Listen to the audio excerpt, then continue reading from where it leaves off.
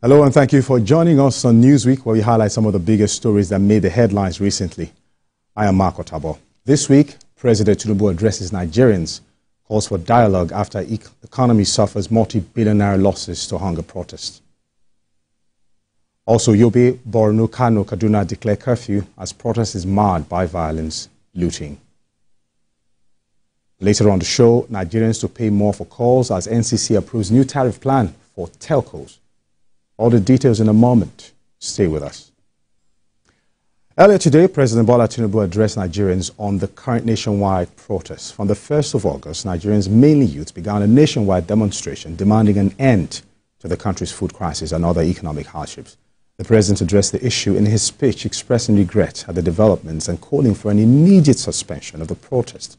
He also used the speech to outline measures he said would benefit young Nigerians and the economy.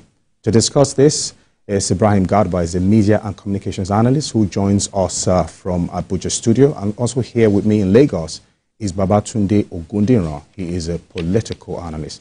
Babatunde, good to have you on the show today. Fantastic. All right, let's hope we can establish communications with the media publicity, all right, from the Abuja studio, so we can actually have a balanced conversation here. Media and communications analyst joining us from Abuja studio, Ibrahim Garba. I hope he's on with us, but let me just begin with you quickly.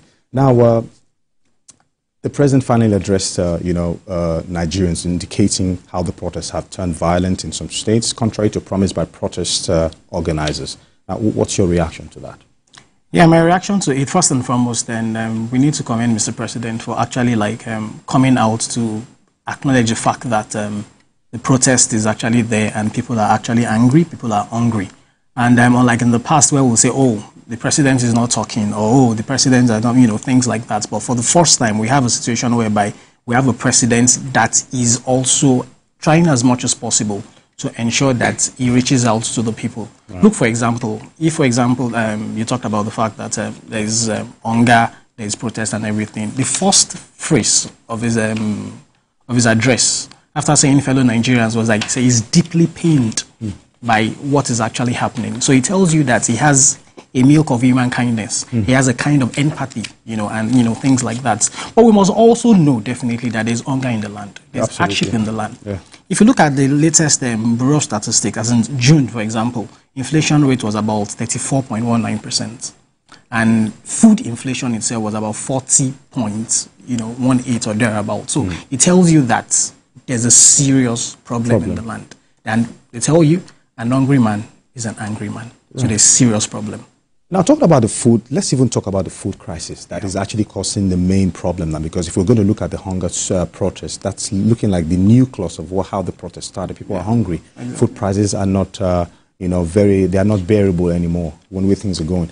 Do you think that the governors are not on the same page with the president? Because when it has to do with food crisis, it is expected that the governors also should be able to do something to a great extent to ease the burden on the president, because they all have states, they have arid lands everywhere, and it's only natural for food to be in abundance with the kind of blessings we have as a country.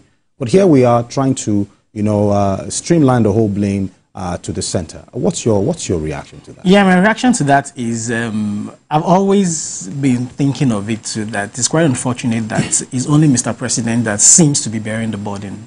We have 3 levels of government, for example, the federal government at the center, we have the state government, and we also have the local government. Yeah. So the question now is that people are saying now, in the history of Nigeria, this is the first time we are having a government that has been able to give FAC allocation to all the other, the subnationals as well as the local government, which is about 4 times what they've been earning in the past. So people are asking questions. What is happening? What are they doing with this? They need to complete what Mr. President is actually doing. Yeah. Well, like you said, I would like to praise what Dr. Soludo is trying to do, for example, in Anambra State. He actually told them practically that we need to go to the farm. And now, even Kogi State is also doing the same thing. In that regard. And similarly, even our mother, Remi Tinubu, too, is actually telling people that you can actually do soilless farming in your backyard. In some other countries, we see people actually doing subsistence farming, even where they live and all. Okay. So we can emulate that kind of strategy, so that we can tackle food insecurity one at a go. All right, now let's join our Abuja studio as we bring to the fore the media and communications analyst, Ibrahim Garba. Ibrahim Garba, good to have you on the show this evening.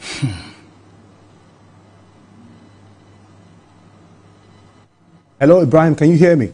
Oh, well, thank you very much, Mike, for having me. Fantastic.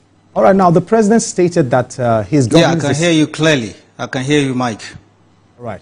Now, the president actually stated earlier that his government's decision to remove petrol subsidy was necessary to reverse decades of economic mismanagement that didn't serve us well.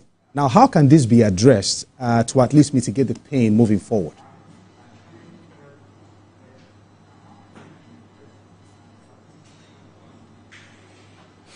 Oh, thank you very much, Mike. First and foremost, let me commend Mr. President, because delivering that speech to me is very strategic, because Nigerians need to know, for instance, where we are now, where we are going, and what he's doing to take us to the promised land. And we all know that he inherited an economy that is in a bad shape, but to do that, to actualize that, he needs the commitment of every critical stakeholder. That includes the MDAs, the subnationals, and everyone involved in the we have seen today. If you look at the 11th part of it, which talks about, the efforts they have made under this administration to take Nigeria from the bottom to the top. But again, it comes with challenges. And that is why even before the protest started, Nigerians were united in one voice, saying, look, we know we are feeling hunger. It's increased the pump price of petrol because the prices are not fixed.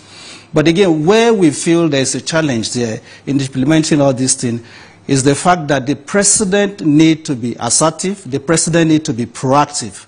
Assertive in the sense that in his pronouncement, we want to see a situation whereby, okay, after the removal of the pump price or a fuel subsidy, we want to see the fuel, going down as low as 400 naira per liter, 300 naira per liter, and that is on one side. And at the same time, we want to see a situation whereby, as you pronounce that the borders are going to be open, the Nigerian Customs Service should be up and running, telling Nigerians these are the opportunities available and all that. So when you put these things together in a template, beyond the speech of Mr. President, I think we can make a very huge progress, because these are very difficult times for Nigerians. All right, from what you have just stated now, it appears you're saying that communication is a problem in the system, and that if proper communication is actually, given, it might actually, mitigate the pain a bit. So are you saying that there is a communication problem within the administration of President Bola Ahmed Tinubu? No, actually, Mike, there's a gap. There's a huge gap in communication. There's a huge gap in communication, Mr. President intent. He has rolled out so many politics. You know it. And within the course of 14 months, everyone can attest to the fact that he has done so much in terms of, the Federal Executive Council supporting them with funding, the National Assembly supporting them with funding, and for me, the biggest victory for this government is the local government autonomy. And don't forget, at the same time, within the past few weeks, there is this minimum wage approval, which is now 70,000 naira per 70 naira minimum wage. So when you see all these things, it needs funding, it needs strategic planning. But again, what is the role of those around Mr. President? We have the advisors, we have the implementers of this project. You need to communicate deeply on a daily basis. So Nigerians become more and more aware of the policies of the government. And that is why even before this protest started, which the target end bad governance, I don't really align with that. You see, Nigeria is a work in progress. You have time to articulate plans and address Nigerians, even before Mr. President should speak out. Those in government should be able to take this message to the next level, or rather the next layer of administration. Then what about the subnationals? Mr. President is funding the states, is funding the local government. We are not seeing the impact. So who should we hold responsible? And that's why I say, Mike, Mr. President should be assertive and own up to it. because we cannot continue like this, Mike. All right. All right, we'll go on a quick break, and when we return, Newsweek continues in a moment. Please do stay.